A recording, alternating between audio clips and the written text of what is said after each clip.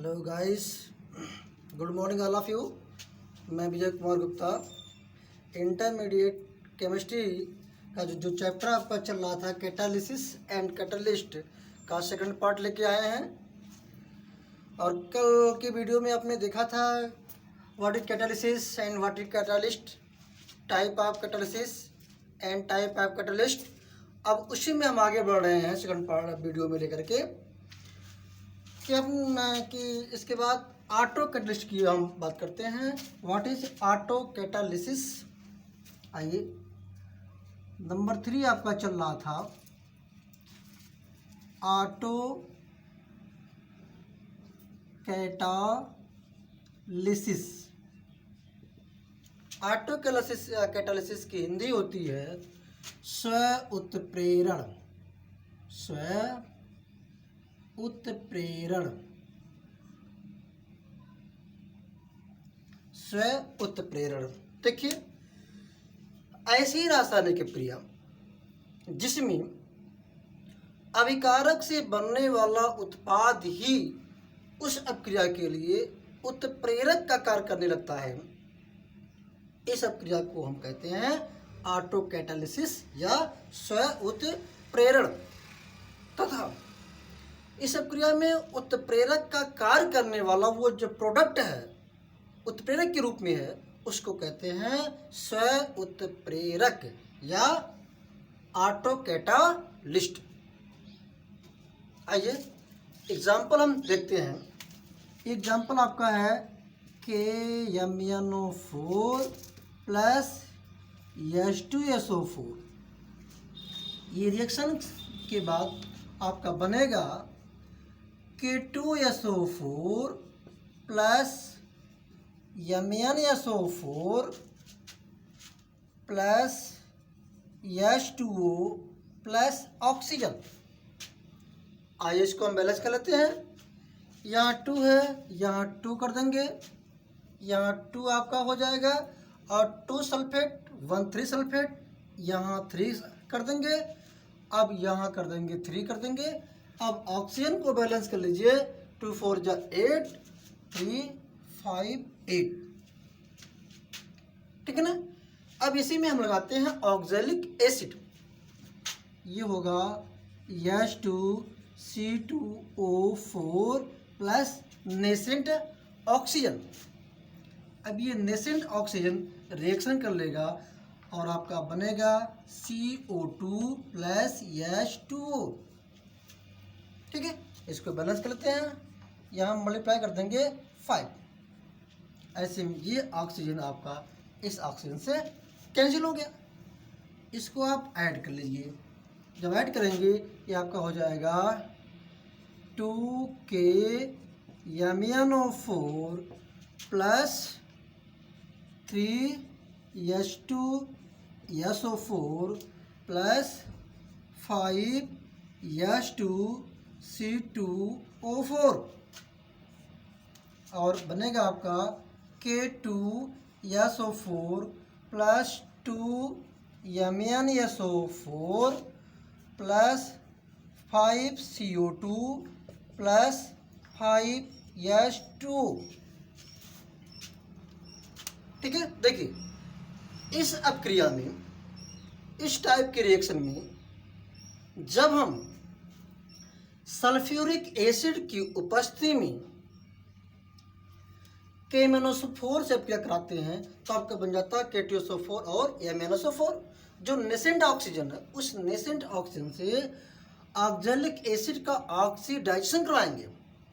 जब ऑक्सीडाइजेशन करवाते हैं तब स्टार्टिंग में ये रिएक्शन बहुत स्लो होता है, लेकिन आफ्टर सम टाइम जब हमारा MnSO4 बन जाता है, यह MnSO4 इस अपक्रिया के लिए ऑटो कैटालिस्ट का वर्क करता है। इसलिए इसमें जो Mn जिसका आयन है Mn डबल प्लस, ये जो मैग्नीज आयन है, यही मैग्नीज आयन इस अपक्रिया के लिए ऑटो कैटालिस्ट का वर्क करता है। इस टाइप की अपक्रिया को हम कहेंगे स्व उत्प्रेरण यानी ऑटो कैटालिसिस। और MnSO4 जो हमारा है वो होता है ऑटो कैटालिस्ट। समझ में आया? नोट कर लीजिए।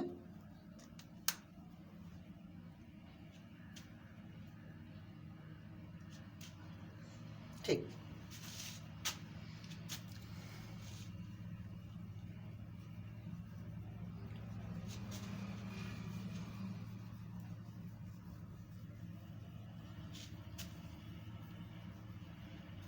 आइए अब हम बात करते हैं नंबर 4 का। ये नंबर 4 आपका आता है इंड्यूस्ड कैटालिसिस। ये आपका है इंड्यूस्ड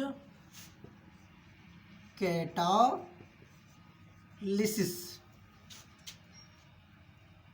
इसको कहते हैं उत्प्रेरित उत्प्रेरक। उत्प्रेरित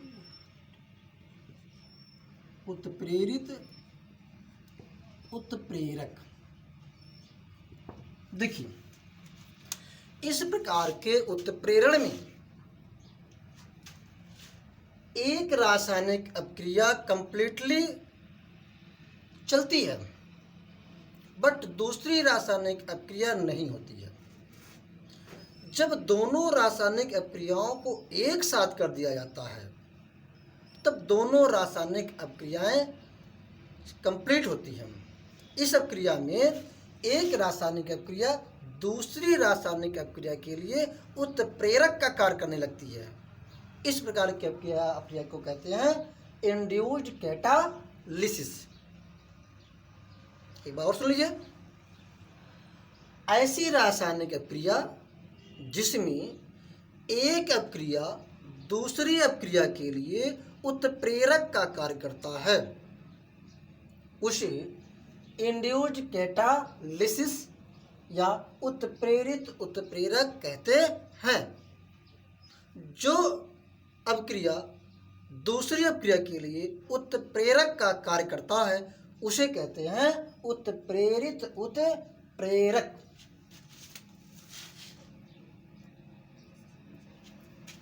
जैसे आइए एग्जाम्पल में,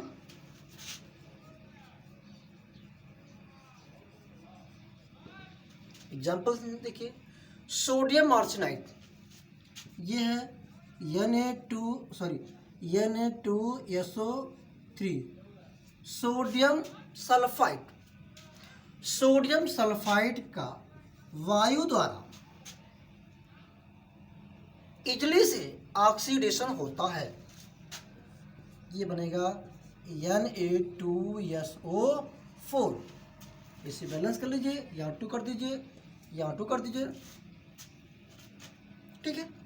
लेकिन जब सोडियम आर्सेनाइड का ऑक्सीडेशन कराते हैं तो ये ऑक्सीडेशन नहीं होता है।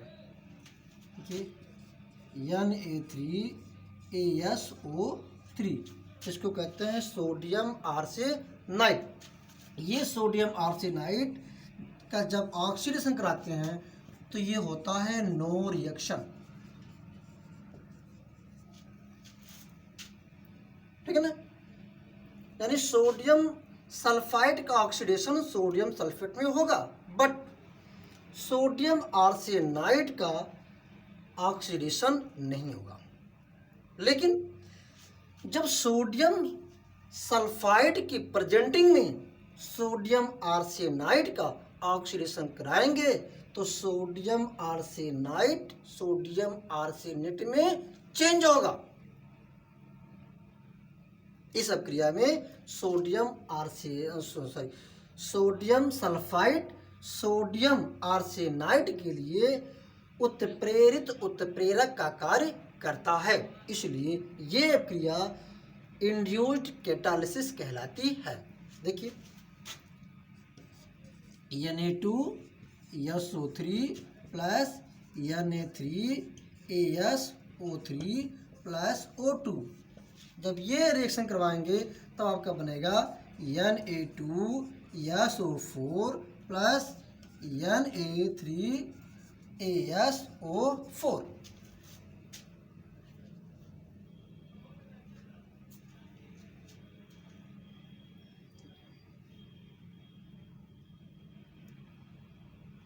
अब इस तरह से रिएक्शन बैलेंस हो गया।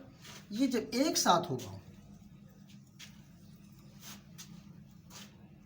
अब इस अभिक्रिया में सोडियम सल्फाइड सोडियम आर्सेनेट के लिए उत्प्रेरित उत्प्रेरक का कार्य कर रहा है, इसलिए ये क्रिया उत्प्रेरित उत्प्रेरण कहलाती है। ठीक है, नोट कर लीजिए।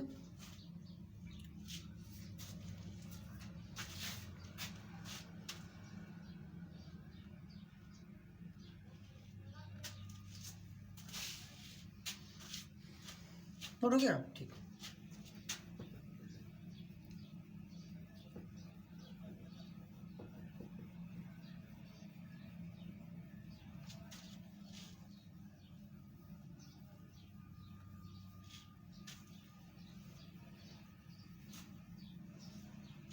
आइए, इसके बाद एक बहुत अच्छी हेडिंग है,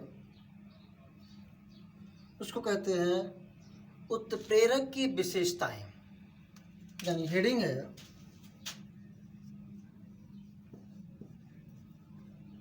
उत्प्रेरक की सामान्य विशेषताएं।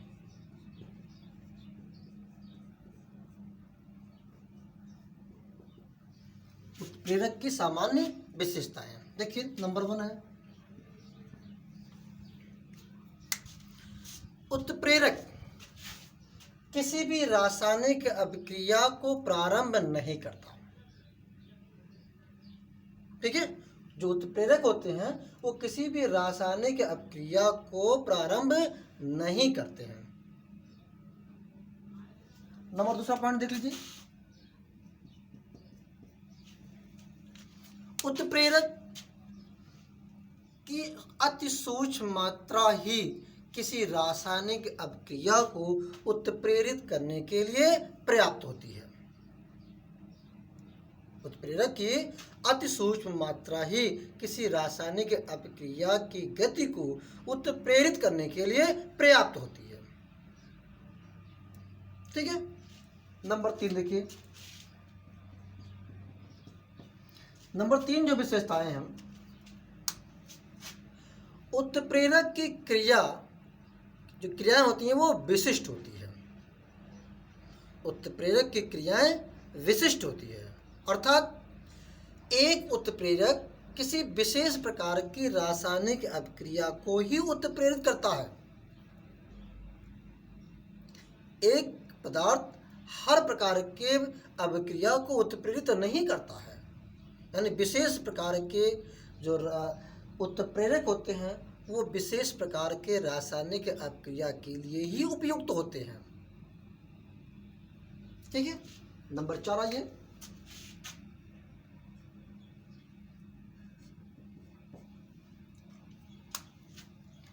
उत्प्रेरक अभिक्रिया में जैसे उपयुक्त होते प्रयोग किए जाते हैं, अभिक्रिया के पश्चात उसकी केमिकल कंपोजिशन और उसके अमाउंट में कोई चेंजिंग नहीं होता है।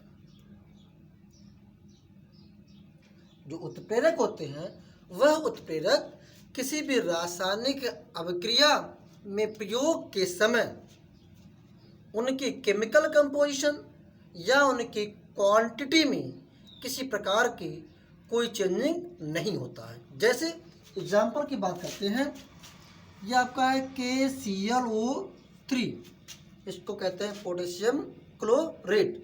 ये पोटेशियम क्लोरेट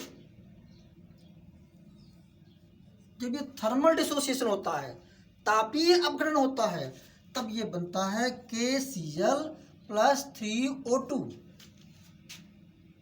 जब यहाँ कोई कैटलिस्ट आपने यूज नहीं किया है तब इसका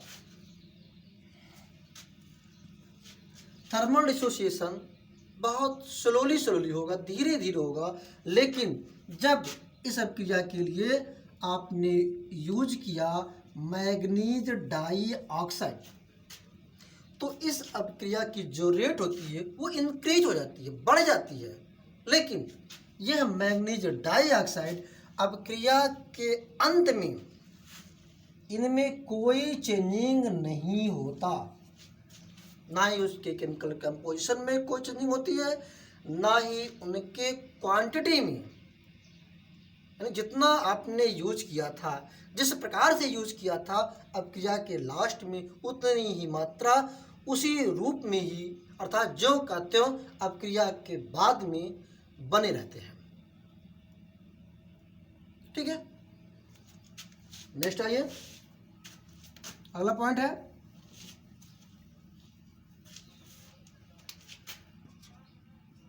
पांचवा पॉइंट है उत्प्रेरक उत्क्रमणीय अपक्रिया के केसी यानी साम स्थिरांक के मान में कोई परिवर्तन नहीं करता है।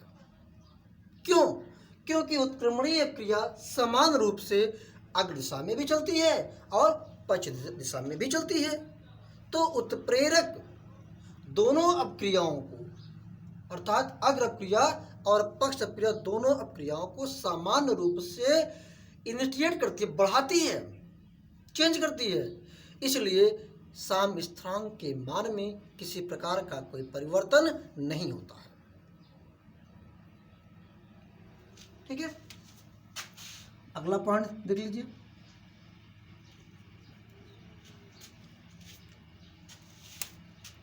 देखिए जो उत्प्रेरक होते हैं वो सामान्यतः उत्प्रेरक के बदलने से उत्पाद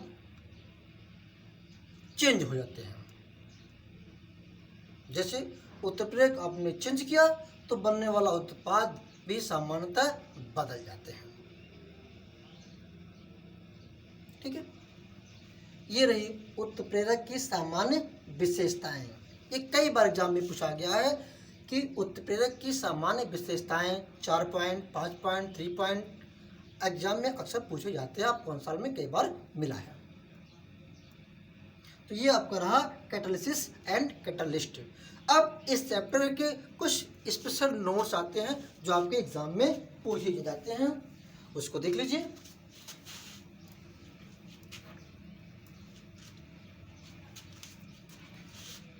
वर्धक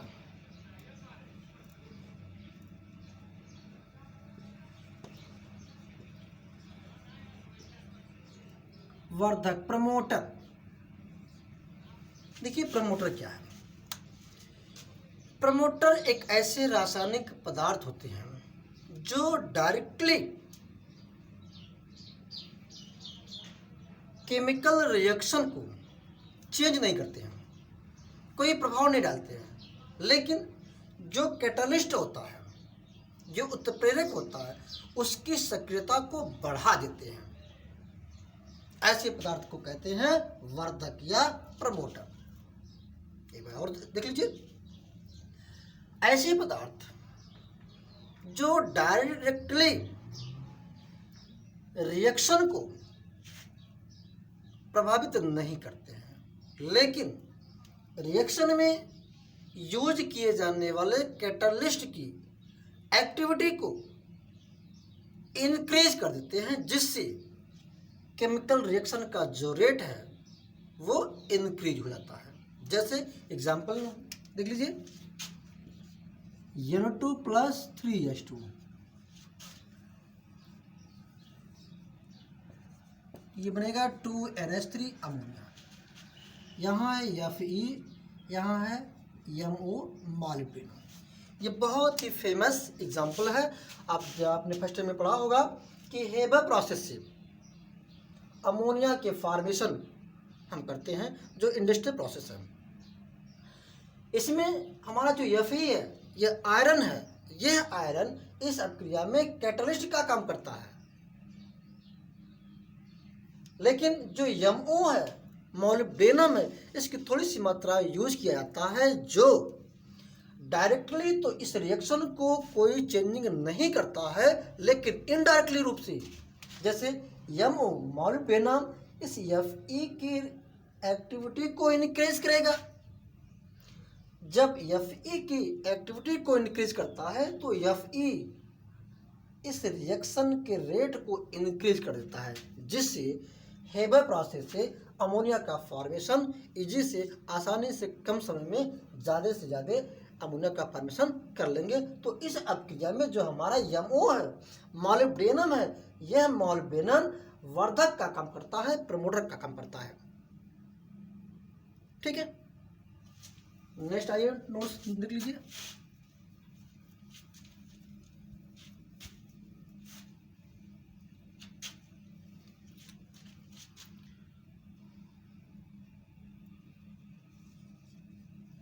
उत्प्रेरक विष, ये भी कई बार आपके एग्जाम में पूछा गया है नोट्स में। उत्प्रेरक विष क्या है?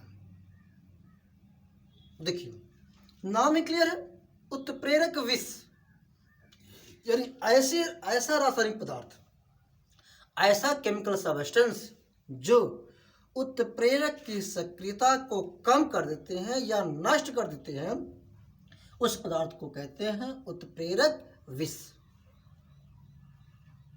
ठीक है, यानी ऐसा रासायनिक पदार्थ जो उत्प्रेरक की सक्रियता को कम कर देते हैं या नष्ट कर देते हैं, उसे कहते हैं उत्प्रेरक विष। जैसे एग्जाम्पल में आ जाइए,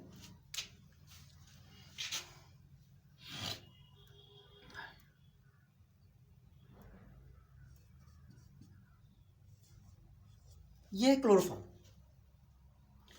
जब क्लोरोफॉर्म सनलाइट की प्रेजेंटिंग में होता है तो ये ऑक्सीजन से रिएक्शन करके यानी क्लोरोफॉर्म ऑक्सीडाइज हो जाता है, और ऑक्सीडाइज होने से बन जाता है फॉस्फिन गैस जो पॉइजनस होती है। ये होता है COCl2 प्लस HCl।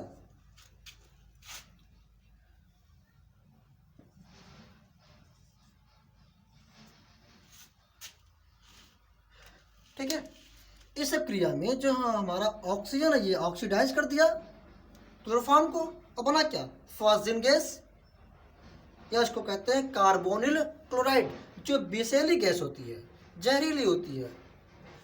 अगर इसमें हम C2H5OH मिला देते हैं, एथिल अल्कोहल मिला देते हैं, तब ये इस अपक्रिया की रेट को कम कर देता है, घटा देता है, इसलिए इसको कहते हैं उत्प्रेरक विष, या इसको हम कहते हैं निगेटिव कैटालिसिस भी कहते हैं। क्यों? क्योंकि ये रासायनिक अपक्रिया की गति को क्या कर दिया? कम कर देता है। इसलिए हमारा जो एथिल अल्कोहल हो रहा है इस अपक्रिया में उत्प्रेरक विष का काम कर रहा है। ठीक है, नोट कर लीजिए।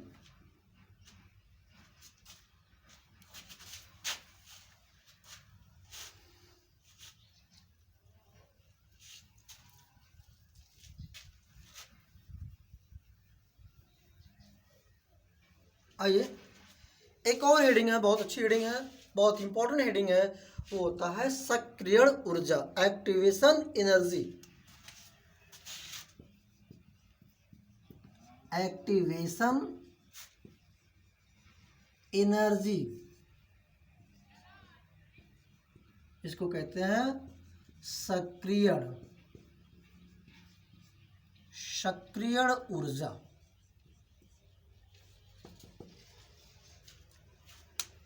देखिए, एक्टिवेशन एनर्जी क्या है, सक्रियण ऊर्जा क्या है।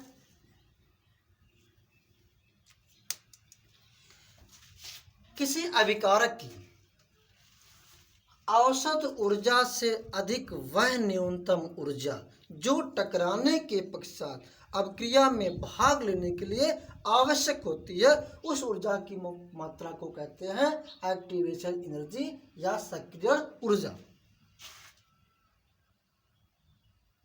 ठीक है, एक बात देख लीजिए, अभिकारक अणुओं की औसत ऊर्जा से अधिक वह न्यूनतम ऊर्जा जो टकराने के पश्चात अपक्रिया में भाग लेने के लिए आवश्यक होती है, वह ऊर्जा की मात्रा एक्टिवेशन एनर्जी या सक्रिय ऊर्जा कहलाती है।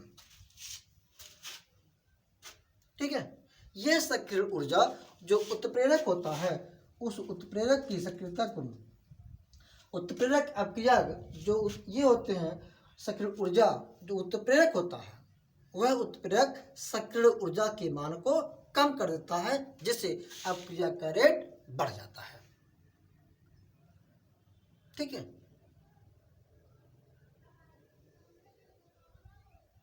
ये भी कई बार आपके एग्जाम में पूछा गया है, बहुत इंपॉर्टेंट हेडिंग ये भी है। ठीक है, आइए नेक्स्ट हेडिंग को देखते हैं।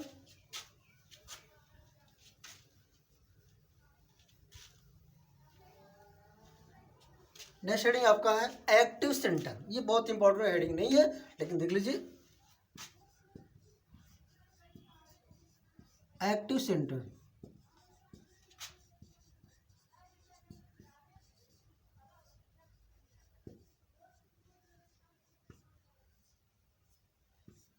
एक्टिव सेंटर या सक्रिय केंद्र। देखिए, जो कैटलिस्ट हम यूज करते हैं, जो उत्प्रेरक हम यूज करते हैं, वह उत्प्रेरक का संपूर्ण पृष्ठ उत्प्रेरक का कार्य नहीं करता है।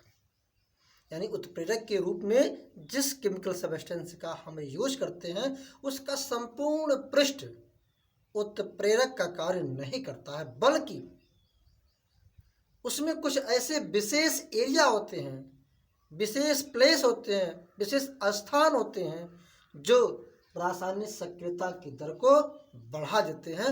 उसे कहते हैं सक्रिय केंद्र।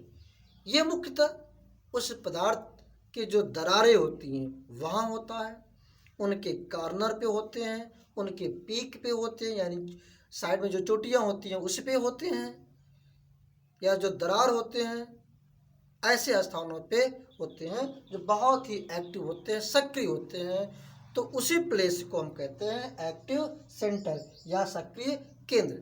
ये आपके एग्जाम में बहुत इंपॉर्टेंट नहीं है। अब इस चैप्टर का कैटलिस्ट का अब मेन रूप से आपके बचा हुआ है इसकी मैकेनिज्म।